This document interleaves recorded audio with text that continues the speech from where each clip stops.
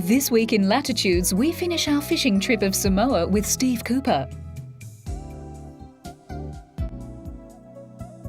Then we take an expedition to the Coral Sea in search of sharks.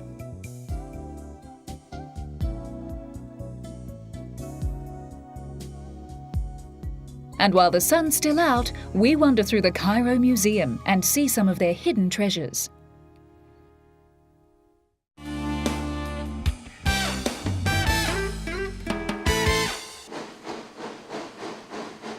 The sound, smell and sight of steam trains in today's modern society never ceases to amaze. Here in Tasmania, Australia, there is a remarkable working model of one of the most interesting types in the world. The original service was installed to service the Mount Lyell copper mine at the turn of the century and ran for over 70 years. The terrain of the northwestern Tasmanian wilderness defied the use of conventional railway concepts. The steep, treacherous terrain and impenetrable forest forced the use of the German-designed AP system for the steep inclines and declines. The system used not only the driven wheels of the locomotive, but also a rack and pinion gear onto a third rail to negotiate the steeper sections of the line. The service provided the only means of getting from Queenstown to Strahan and their surrounds. As such, the railway became the lifeblood not only for the mine, but also for the community of the area, and spawned many towns along its route. The restoration of the system first began in the 1980s, and volunteers began restoring the line. The West Coast Wilderness Railway began initial runs in 2001, and the end of 2002 saw the entire project completed to its full 34-kilometre length from Queenstown to Strahan. Today, every trip has a full complement of railway buffs and keen-eyed tourists filling the handcrafted carriages. Trips can be made from either end, or even a one-way trip with coach return legs. Leaving Queenstown, the train travels past some of the original miners' houses, across the Queen River and the first of more than 40 bridges. The first stop for the tourists is Lynchford, the site of the Queen River gold mines. Passengers today have the opportunity to try a little prospecting or panning for themselves, somehow always with good results.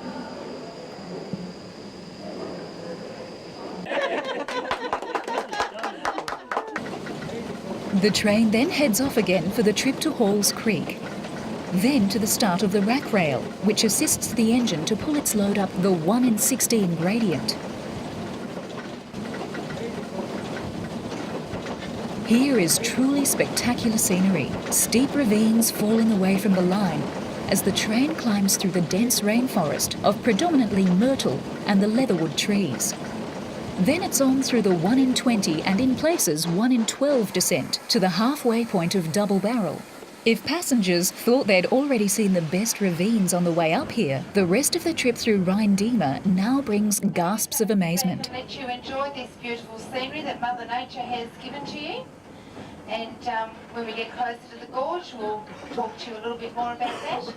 Enjoy the view and we'll be back with you shortly.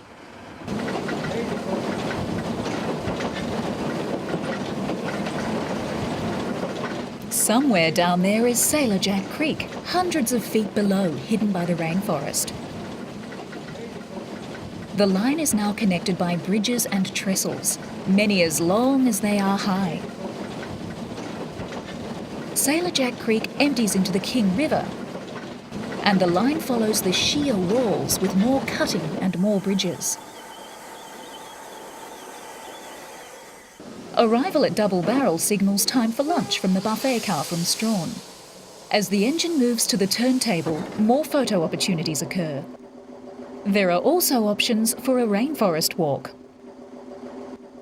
Most of the drivers are, as you would expect, men around middle age, but there is a surprising number of younger people also playing their part in this resurrection of the era of steam. Passengers from Strahan on the diesel train now transfer to the steam loco for their trip to Queenstown. and the steam passengers transferred to the diesel for their trip to Strahan. It took 3 long, hard years for the major construction of the railway, only marginally faster than the original construction 100 years ago. Here in Lower Landing, the train still services the transport needs of forestry and beekeepers in the area. On Tupukina Plateau, Forestry Tasmania sees to their protection of the state's unique hewn pine, which was used in the colony's early boat building industry. This young hewn pine could be alive and well in another 2,000 years. Back on the train, we cross the King River via the now fully restored Iron Bridge at Tupukina. The line now follows the King River almost at water level and eventually heads towards Strahan and Macquarie Harbour's Regatta Point. Regatta Point was the original Apt Railway's terminus. Today, the West Coast has so much to offer the visitor, not the least of which is this outstanding railway. All passengers who've ridden in this unique steam achievement offer unanimous praise for this superb experience.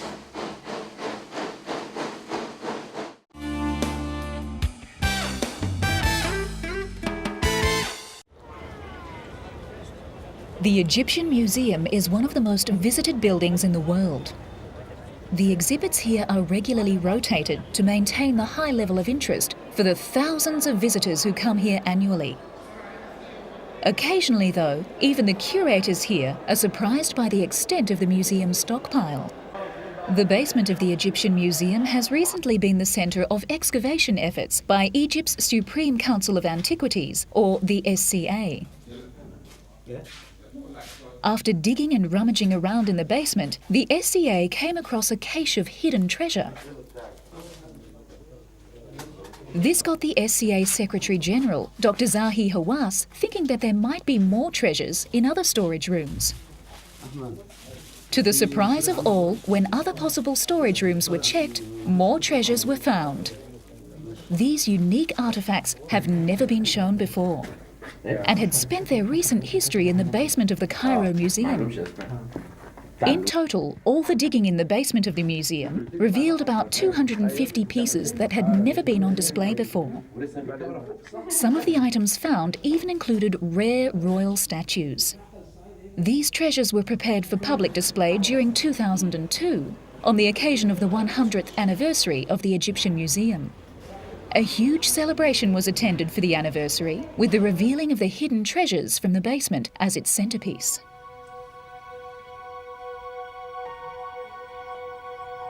Among the artefacts on display at the Hidden Treasures exhibition is an ivory headrest, which supported the mummified head of King Tutankhamun, and gold jewellery from the boy king's tomb that was discovered in 1922.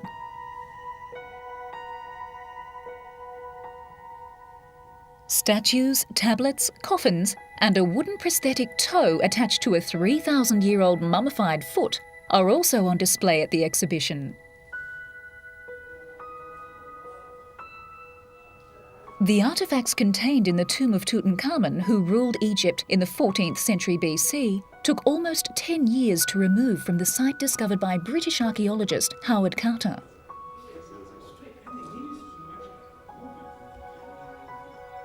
The key artefacts, such as the boy king's stunning gold death mask, are on permanent display. But others were virtually reburied under the museum's vast collection of 160,000 artefacts, which officials say is the largest in the world. Some aspects of another recent find will soon be on display. Colossal statues, sunken ships, gold coins and jewellery are among the treasures newly uncovered by a French marine archaeologist in the submerged ancient city of Heraklion off the Egyptian coast. Marine archaeologist Frank Goddio announced the discovery of the city itself in mid-2000. Divers had located many of the underwater objects using a special acoustic device, accurate to within half an inch. This had enabled them to uncover superb artefacts, ranging from bronze vessels to gold coins and jewellery. Among the finest were a glazed Attic bowl and gold earrings, both from the 4th century BC, as well as an incense burner and hundreds of coins, mostly from the late Pharaonic and Ptolemaic periods. 10 closely bunched shipwrecks indicated the location of Heracleon's once teeming harbour and its calamitous fate. The archaeologist believes Heracleon, recorded as a key port at the mouth of the Nile in ancient times, was destroyed by an earthquake or similar sudden catastrophic event. The Frenchman has been documenting and mapping the Antiquities discovered by his team of divers with the help of advanced electronic technology. Among the most remarkable is an intact black granite stela, or inscribed slab, almost identical to one found in 1899 that now reposes in the Cairo Museum. The port was quite an important city because it was a port of entry to Egypt and major customs post at the mouth of the Nile before Alexandria itself was founded in 331 BC. The perfectly preserved stela, 6.5 feet high, bolsters the archaeologist's case for identifying the ruined city as Egypt's Heracleon, once the stuff of legend more than history.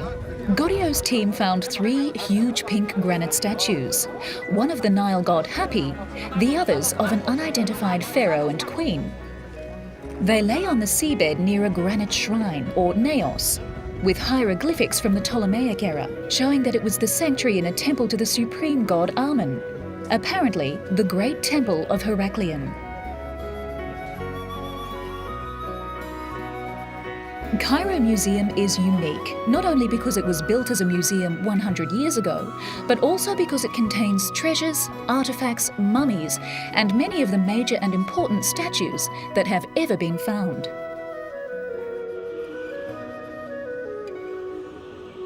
When you're travelling through Egypt, the museums of Cairo and the surrounds are well worth the time to soak up such ancient history. The Museum of Cairo is said to be the only place you can actually smell history.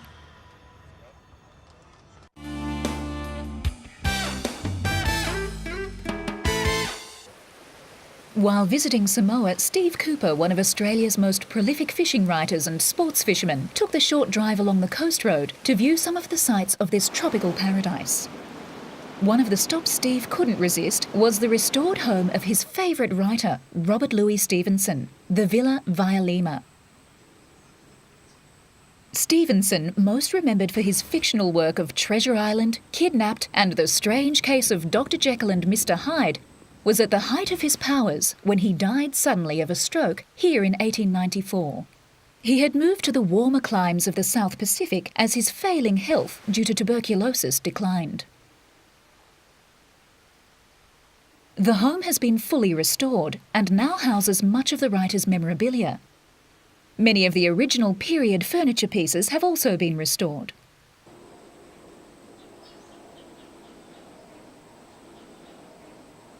On the trip back to Apullo, Steve spied one of the locals selling something very familiar. The friendliness of all the locals here is one memory that Steve will always cherish. Keep the flies off. Oh, that's good. Steve's appointment in Apullo was with Alfred's Fishing Charters. These are run directly from the main harbour. Using the smaller boat allows for a more personal approach in the types of charter. Originally, Steve was going to try spinning lures in amongst the reef outcrops, but Alfred promised to show him some of his own special areas for sports fishing. After a brief trip just out of the main harbour, Steve's lure was taken by a large pelagic wahoo. These predatory fish cruise the open areas in both deep and shallow water.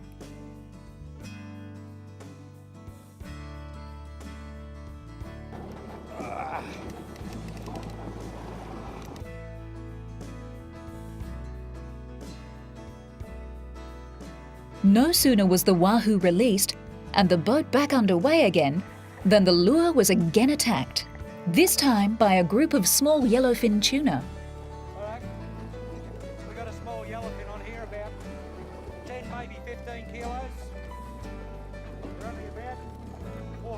Even though being relatively close to the shore, the bottom topography drops quite significantly in this tropical paradise. Many times during his stay here, Steve was surprised to find over 300 feet of water, not more than a stone throw from shore.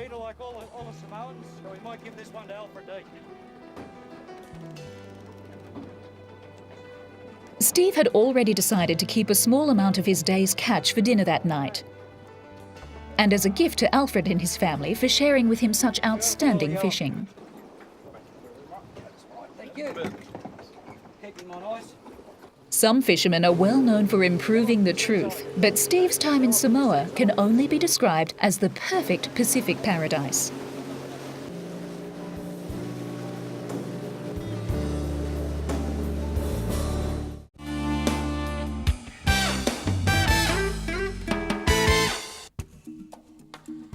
Robert Torelli from Blue Water International runs small tours for dedicated adventure seekers to the outer edges of the Great Barrier Reef. The large distances travelled in the Coral Sea tours and the requirements of each particular group play a large part in determining the vessel for each expedition. However, quality and passenger comfort is always of prime concern. Many outer reefs are visited and most of the travelling is done overnight. However, shorter distances are sometimes covered during the day.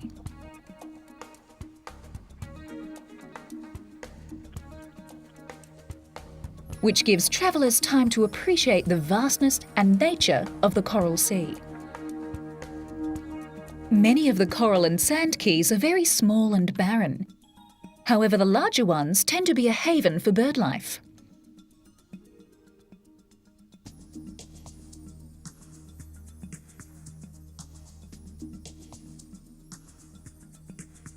It's likely that this turtle has just finished laying her eggs, and it was interesting to note her damaged rear flipper, which was probably the result of a tiger shark attack.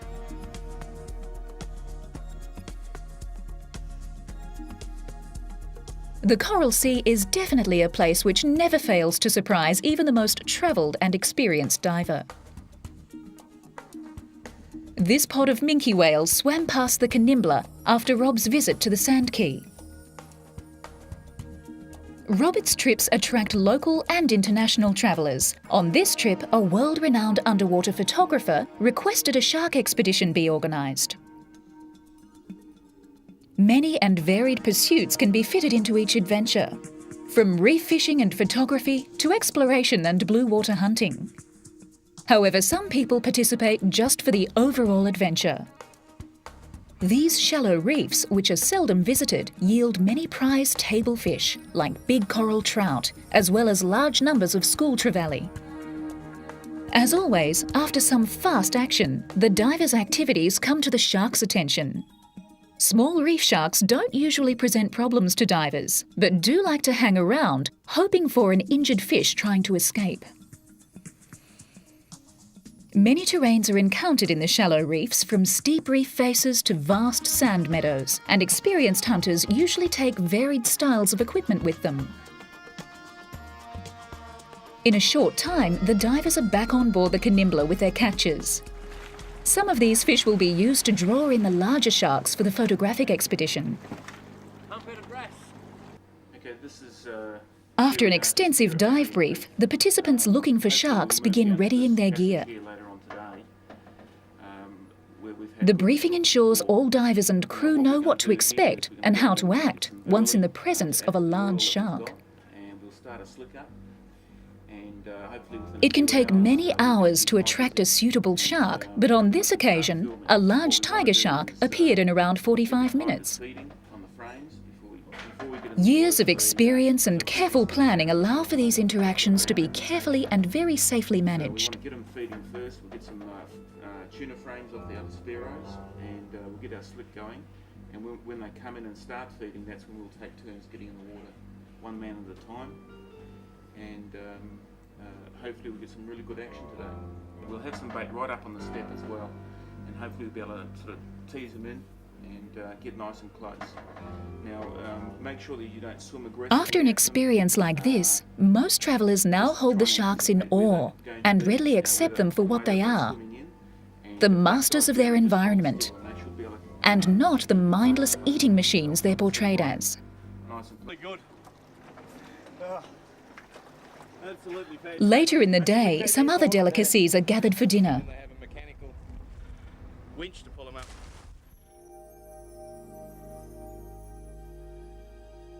In the sandy areas between the reefs or in the lagoon proper, these spanner crabs make their home. In such places as the outer reef areas, they occur in large abundance, and the minimal number taken by passing boats has little impact. While changing locations, some time can be spent trying a bit of trolling. This practice can yield many table favourites. The other fin just coming up The smaller catches of the prized yellowfin tuna are perfect for sashimi delicacies, and it doesn't get any fresher. Sashimi-sized yellowfin for dinner tonight. Even dragging small lures at the new location draws amazing results. This large wahoo was captured while trying to retrieve a lure after fishing for coral trout.